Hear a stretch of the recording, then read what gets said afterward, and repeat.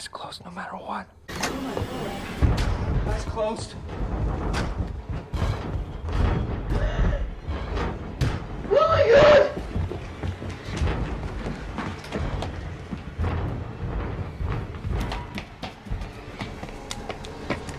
Get back in the car. I saw Abigail in the window. Ah! She was in the window. What's happening? Where's Mom? I thought I saw her upstairs. That's not Mom. Where'd the mom go?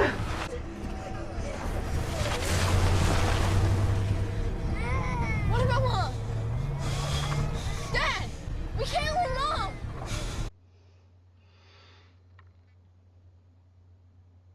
Talk. You don't just get to call me and tell me what to do. You're closest and your sister needs you.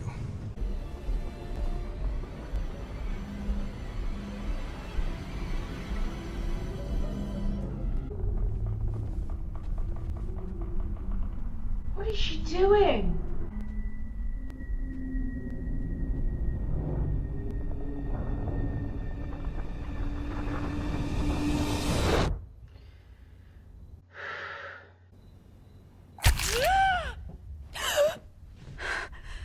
Now he's in the red room.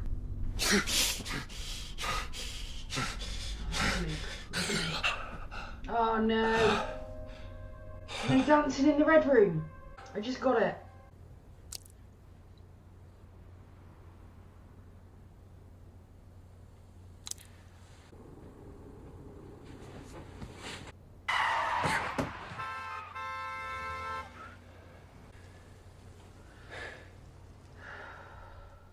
You're probably just noticing the car horns now because you're not sleeping as well. The water? There's a leak in your roof. You just didn't notice the water damage because of all the paneling. And the man I saw hanging from my ceiling? The mind. When I said I've never seen a ghost, it's not exactly true. I've seen a lot of ghosts. Just not the way you think. But in my experience, most times they're just what we want to see. Why would I want to see my Carl like that? Because it's better than never seeing him again. The fuck, Steve? What's going on? My brother just raped the family is what's going on. Hang on. Look, I get that things haven't exactly been going well with your writing. And when you said you wanted to do a book about the house, I understood that, but this is... I sent you guys the manuscript in case you had any objections. Do you know how much money they're offering on the advance? Pause. Okay. So this is a flashback to before he's published The Haunting of Hill House. And there's fuck all going on in his life, but he appears to have a wife called Lee. She's pregnant. Can't remember her having seen a child with her. Weird. I don't know. He's driving a Mercedes now, so I'm guessing he's, got a couple of quid. Wow. We can buy a house. We can move to LA. We could... What you're doing to Mom? He is married. Mom was mentally ill. It's a fact. I'll be damned if the apple didn't fall too far from... You sent me the book. Now you know what I think. You published this, you know what it costs. This type of stuff doesn't help in a custody hearing. They never filed charges. I was never placed under arrest. It was a suicide. They confirmed it. It doesn't matter. They got this off your statement to the police. I wasn't thinking clearly that night. We just lean on that. We can't unring this bell. Okay, fine. They can rip me to pieces, but they don't get to take bites out of the kids. No one goes near the house. I want the gates and the doors kept locked at all times, and I want to know every day that it's empty. No gardeners, no staff, except for the Dudleys. The Dudleys stay on. That doesn't make any sense. The Dudleys stay on, and it sits there and rots. If you lose, I won't. if you do though, do we really have to go live with Aunt Janet?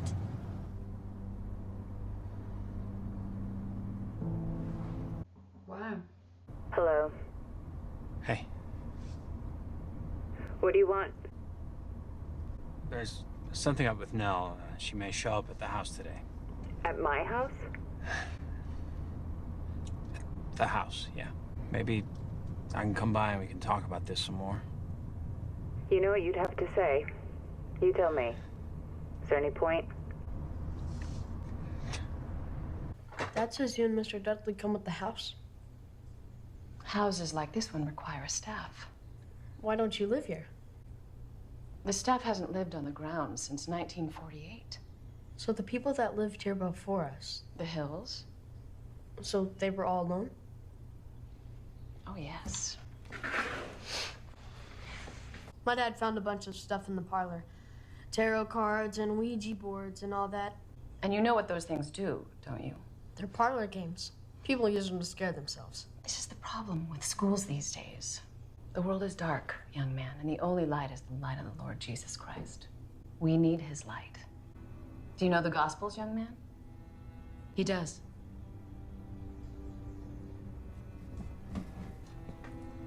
Hugh and I decided when Steve was little. See, we knew that throughout his life he'd be exposed to all sorts of ideas and beliefs, that there'd be all sorts of people who'd tell him they had the answers. I'm sorry, I meant no offense. So yes, he knows the Gospels. He's also familiar with the Talmud, the Tao Te Ching, the Torah, Quran, Greek mythology. And he reads a lot of Carl Sagan, Shakespeare. Why is that, honey? Because there are more things in heaven and earth, Horatio. Than are dreamt of in your philosophy. Very good, ma'am. It's really bugging me. Who's the actress playing the mum? Who's this? Some girl I saw by the woods.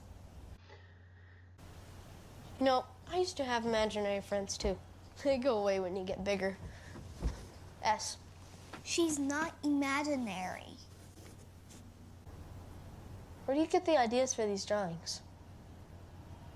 They were good. Hey, Luke. Well, this isn't what it looks like. I'm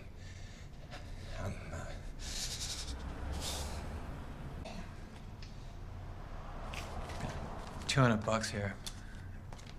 You hand me that iPad, you can keep the cash and sell that old camera. I need the iPad. Oh, I didn't get it. It stays here. He's nicking his stuff.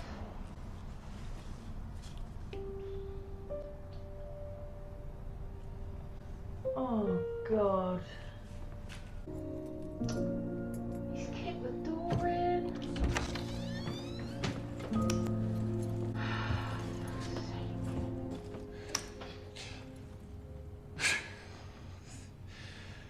Thanks. I needed a good scare. Wait, isn't she back in the house? Christ, no. So you hit up everybody, dragged Luke out, made Dad hop on a plane. Fine. She's not there, Got is us she? all listening. What do you want? What's so damn important now?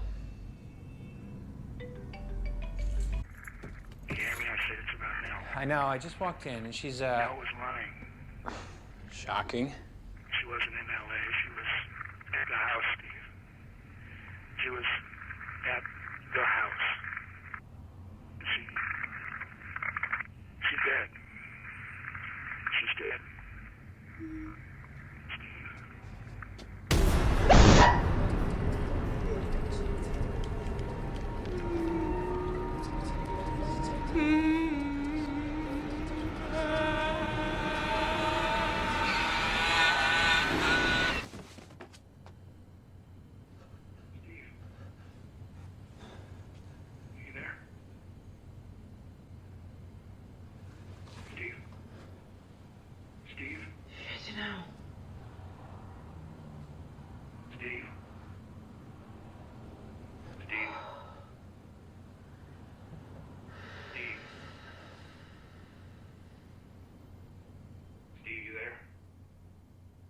Steven isn't there. Oh my God. Oh.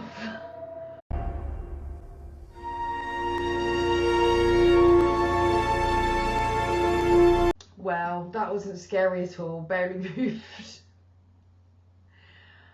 I really, really enjoyed that.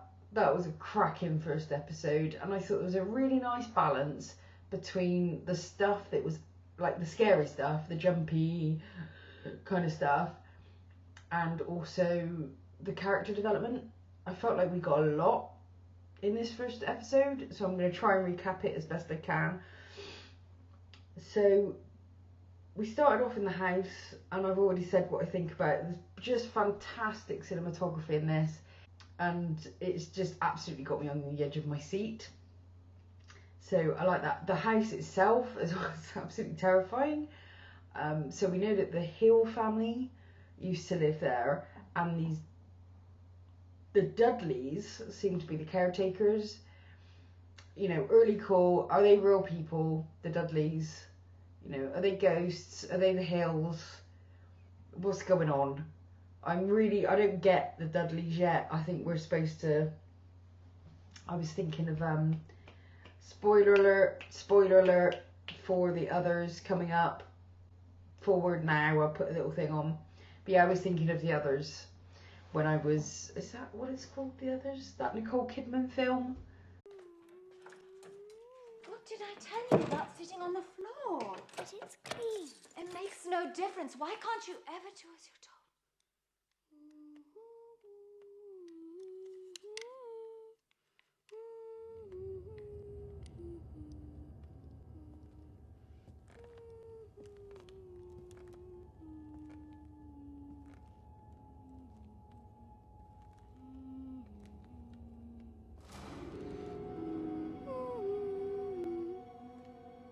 What's the matter?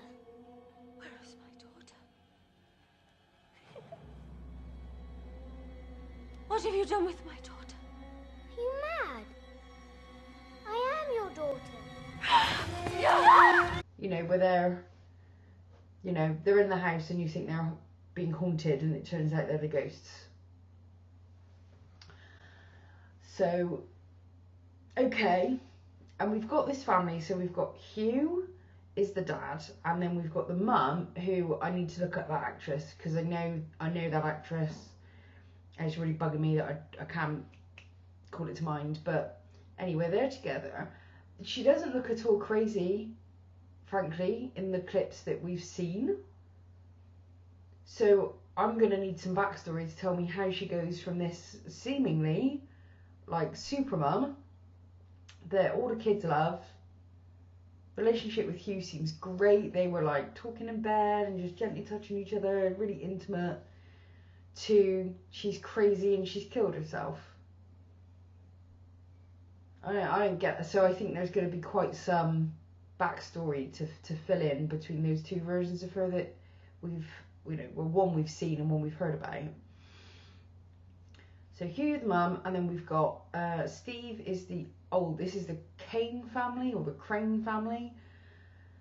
So Stephen is the oldest, and then we've got Shirley and Theo, and then we've got Luke and Nell. Did I just get all those names? They seem to be like developing properties and selling them on. So they've bought the Hill house to restore it, I don't know, turn it into flats or whatever, and then flip it, sell it on, make a profit and move on. But instead of that happening, clearly Luke and Nell are actually seeing ghosts in the house. I don't think we've seen the other kids see the ghosts. Luke was drawing the pictures. Nell was on about the bent neck lady. And I think it was Nell that was on the couch when her mum was sleeping on the floor, and then gave her a kiss and walked off, and then there was all the hair of the woman was on the fucking ceiling. It all kicks off, and one night Dad Hugh comes running into Stephen's room and said, fuck it, we gotta go. This seems to be the night when the mum dies. But when they were running down that corridor, there was a woman chasing them down that corridor in like a white nightie. And I think Steve said something like, wait for mum or something. And the dad was like, that's not your mum, or that's not your mother. So was it a completely separate ghost, Or did the ghost somehow take over the mum? Either way, it was fucking terrifying. That bit with the door when it was twisting. Ugh. So that was that. Then we've got Stephen, in the current timeline. Shirley's a funeral director. She's got a place. She seems to have a husband. I haven't seen the kid yet from the pregnancy, so I'm a little unsettled about that. Or I might have just missed it because I was, trying to focus on different things. But I don't think we've seen a child of hers yet. So anyway, they've got this funeral home. Theo is like a total playboy, spelt B-O-I, and weird, not touching things. I mean, okay. Luke has become addicted to what we don't know, whether it's alcohol or other forms of drugs. Who am I missing? Luke, Shirley, Steve has pissed everyone off by writing a book about their time at the Haunting of Hill House, but it's clearly been a bestseller, and it looks like he was skin and everything was kind of really tough for him financially before publishing the book, but it doesn't look like the money has brought him happiness. His marriage is clearly broken down with Lee, who, by the way, was Callie's girlfriend in Grey's Anatomy. Anyway, by the by. So, yeah. And then all through this thing, you've got the worry about Nell and Luke. Nell is telling people to worry about Luke, but Luke seemed to be fine, and everyone's actually really worried about Nell. She rings her dad. Oh my God, woke him up in the middle of the night, and there was, the thing? The woman that was in the bed? Oh, that would go to my theory that his wife, their mother, did get co-opted by the ghosts. Was who was in the bed with him? Anyway, Nell rings, wakes him up from that wonderful dream, and is like, it felt like the suicide phone call. I was listening to it and thinking, she's about to drive off a cliff. That's what I thought. When she said, oh, I'm home in bed, and we can clearly see she's in a car, and she's kind of saying goodbye. Her emotions were out of kilter with the conversation that she was having. And I thought, shit, she's about to drive off a cliff. But she didn't. She went running into Hill House. So she's gone back because they never sold it. Because he'd instructed his people not to. Because he just wanted the thing to fucking rot. And clearly did not want to be responsible for passing it on to another family or group of people. So we'd already heard one of the kids in their sleep. It wasn't, I can't remember if it was Nell or not. I think it was one of the older ones, like Theo. Anyway, yeah, I think it was. It was Theo or Shirley was in bed going, no dancing in the red room, no dancing in the red room. Well, Nell goes whirling a jig around, I guess, the red room,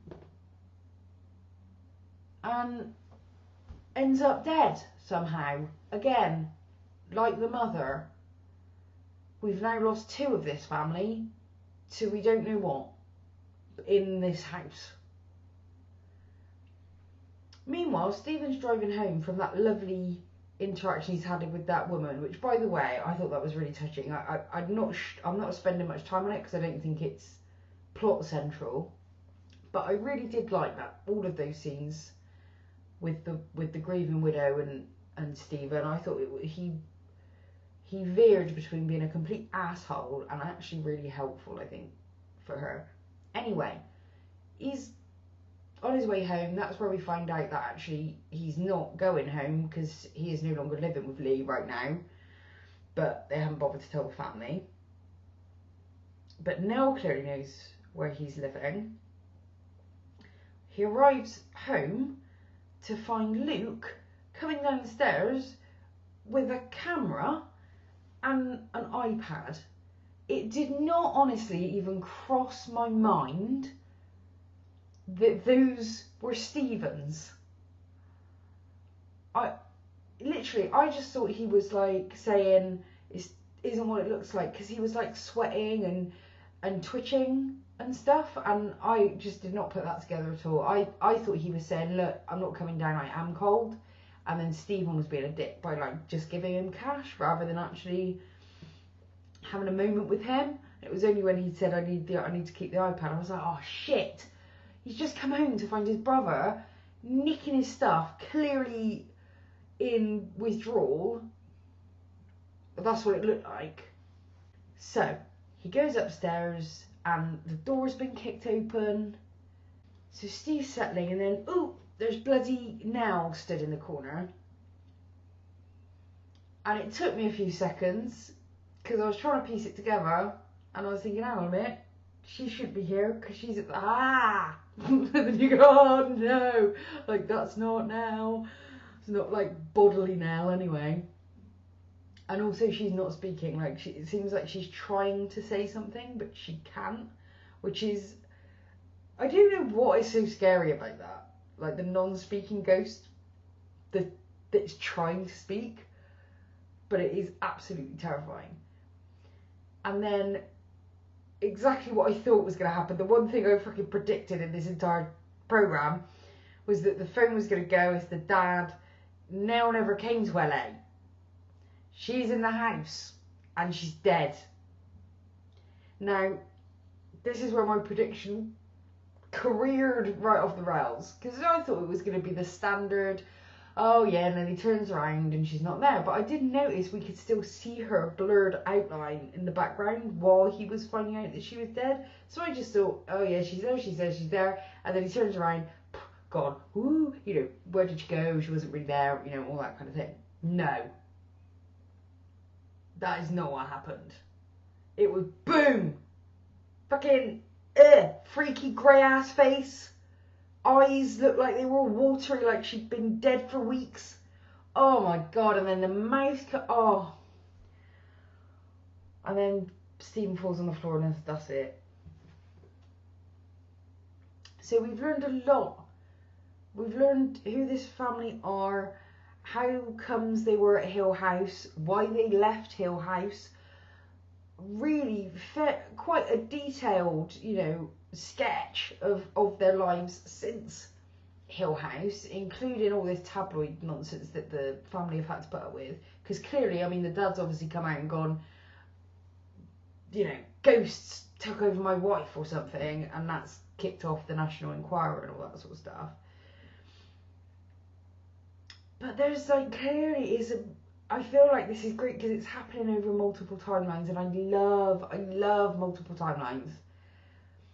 I know there's this big thing at the moment where people are like, why can't you just tell a story in a linear way? Well, because we've been doing that for fucking hundreds of years, and often it's the way a story is told as much as what happens in it that makes it exciting. So I am not a Philistine when it comes to messing about with the way that you tell a story to sort of keep some things hidden, and then because you just wouldn't have the tension otherwise. But I'm not kidding, I really enjoyed that episode. I don't know what I'm going to do now in this house alone in the dark. I'm going to be clicking on every single light in this place, I swear to God. Anyway, that was fantastic, really fun. Thank you guys so much for recommending this. I think it's perfect to go alongside Fargo. And yeah, and as you know, I'm off now. You should be watching this on Wednesday. At least that's when it's going to be posted. And I'm then leaving the country on Thursday for a couple of weeks. So sayonara for now. And when I get back, I'll be running these at least 2 a week, potentially 3. We'll see how we go. But until the next time, bye bye.